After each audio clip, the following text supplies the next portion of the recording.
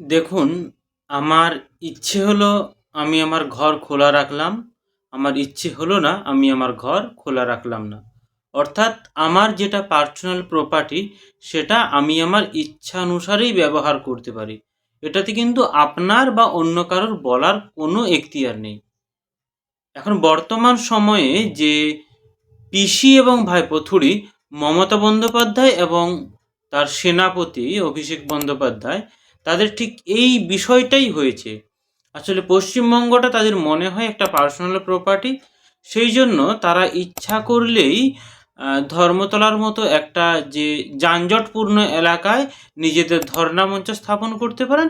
আবার ইচ্ছা করলে নাটকীয়ভাবে অনুরোধ করা যায় যে আপনি কিছু কথা বলে সাধারণ মানুষের উদ্দেশ্যে এই ধর্ণা মঞ্চ তুলে নিন। আসলে এর আগের দিন একটা বিষয় নিয়ে বলছিলাম যে অভিষেক বন্দ্যোপাধ্যায়কে সেনাপতি বলা হয়েছে। আসলে আপনারা যদি এই সেনাপতির টার্মটা লক্ষ্য করেন, এটা ব্যবহৃত হতো রাজাদের আমলে। সেইখানে সেনাপতি ব্যবহার করা হয়। আসলে ভারত স্বাধীন হওয়ার পর থেকে রাজা বিষয়টা উঠে গেছে। সেখানে মন্ত্রী, আমলা এই বিষয়গুলোই প্রধান পায়। সেনাপতি অর্থাৎ তার একজন রাজা হওয়া দরকার। এখন রাজার জায়গাতে বিরাজমান মাননীয় প্রধানমন্ত্রী মমতা বন্দ্যোপাধ্যায় এবং সেনাপতির জায়গাতে বিরাজমান অভিষেক বন্দ্যোপাধ্যায়। হ্যাঁ, অভিষেক বন্দ্যোপাধ্যায় যথেষ্ট ভালো বক্তা, সেই নিয়ে কোনো জল্পনা কল্পনা নেই। কিন্তু বর্তমান কয়েকদিন ধরে পশ্চিমবঙ্গে এই দুটি মানুষ এত রকমভাবে নাটক দেখাচ্ছেন বা চালাচ্ছেন, তার জন্য আলাদা করে আপনাকে সিনেমা হল যেতে হবে না। সেখানে আমি একটা পর্দাতেই যে কোনো টিভির চ্যানেলে খুলবেন এই দুটো মানুষের বক্তৃতা, যেগুলো আপনাকে এন্টারটেনমেন্ট করবে। আসলে আপনি যদি লক্ষ্য করেন, রিসেন্ট কয়েকটা জায়গাতে মমতা বন্দ্যোপাধ্যায় হয়তো তার ইন্টারভিউ বা সাক্ষাৎকার দিতে গেছেন। প্রথম প্রশ্ন আমি সেই সমস্ত মানুষগুলোকে করতে চাই, এই সমস্ত ইন্টারভিউ যারা নিচ্ছেন, দেশের বর্তমান অবস্থা কী, রাজ্যের বর্তমান অবস্থা কী এবং সেখানে মাননীয় মুখ্যমন্ত্রী কতটা দায়ী, এই বিষয়ে কটা প্রশ্ন করা হয়েছে? একটাও না। তার পরিবর্তে কী প্রশ্ন করা হচ্ছে? সো কল্ড বুদ্ধিজীবী যদি যাদেরকে বলা হয়, আচ্ছা আপনি কি সিরিয়াল দেখেন? আমারটা দেখি তো। আচ্ছা আপনি কাকে পছন্দ করেন? এই ধরনের প্রশ্ন। কিন্তু একটা প্রশ্ন সেখানে কেউ করেনি যে পশ্চিমবঙ্গ শিল্প কবে আসবে? পশ্চিমবঙ্গে স্বাস্থ্যের এত বেহাল অবস্থা কেন? পশ্চিমবঙ্গে যে শিক্ষক নিয়োগের এত অনিয়ম, সেই জায়গাগুলো কেন? অর্থাৎ রাজার উপর কথা বললেই কিন্তু গলার থেকে ধড়টা আলাদা হয়ে যাবে, শরীর থেকে মুন্ডুটা আলাদা হয়ে যাবে। সুতরাং আপনি কিন্তু প্রশ্ন করতে পারবেন না।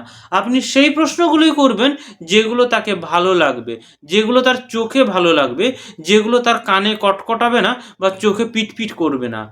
সুতরাং আপনার প্রশ্ন করার ভঙ্গিটা কিন্তু যথেষ্ট সাবলীল হওয়া দরকার।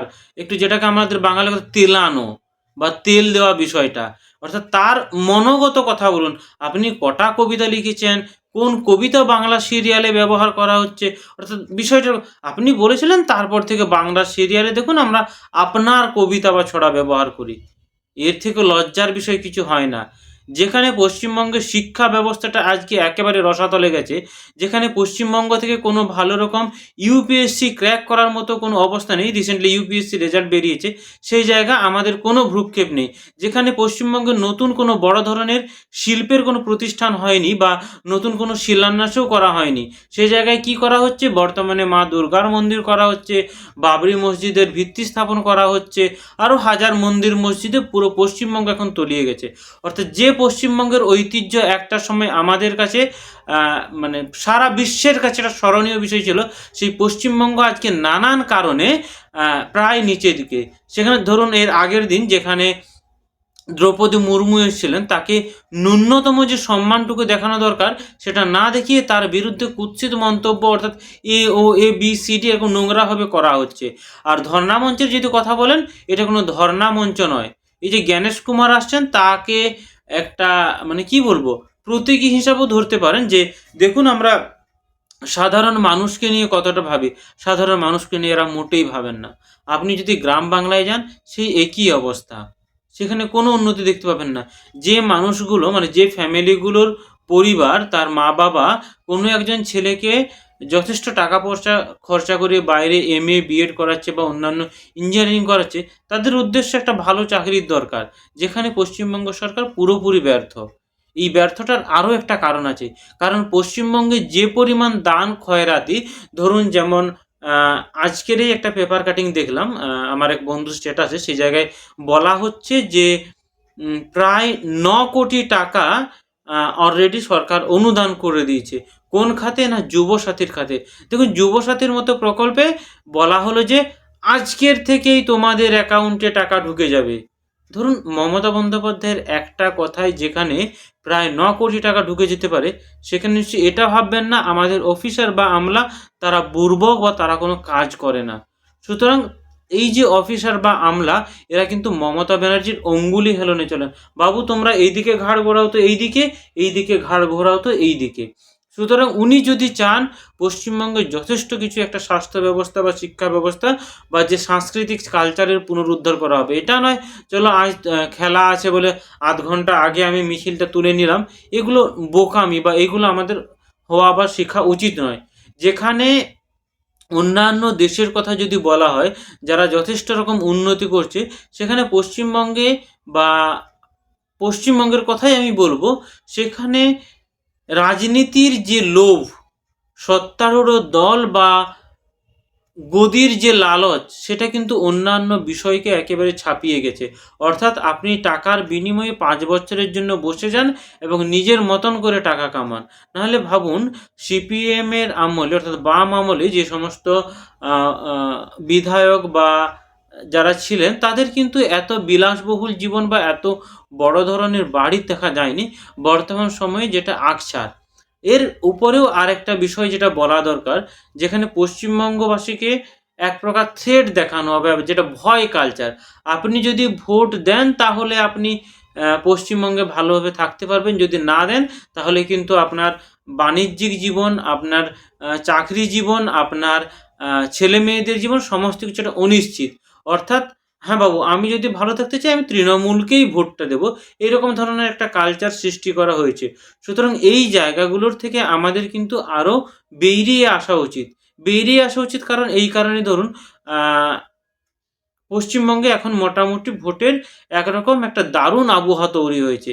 এই আবহাওয়াতে আজ ২ দিন ধরেই জ্ঞানেশ কুমার ছিলেন তার পুরো সম্পূর্ণ বেঞ্চ নিয়ে, যে নির্বাচন কমিশনার, সেখানে পশ্চিমবঙ্গের বিভিন্ন আধিকারিক বা ডিজিপি আইন শৃঙ্খলা বা ডিএমএসপি এনাদের সাথে বৈঠক করলেন এই কারণে, কারণ পশ্চিমবঙ্গের একটা যে প্রাথমিক খসড়া তৈরি করার জন্য, ভোট কবে করা যেতে পারে বা না করা যেতে পারে, কত দফায় ভোট করা যেতে পারে, এই বিষয়গুলোকে নিয়ে একটা আলোচনার জায়গা রয়েইছে।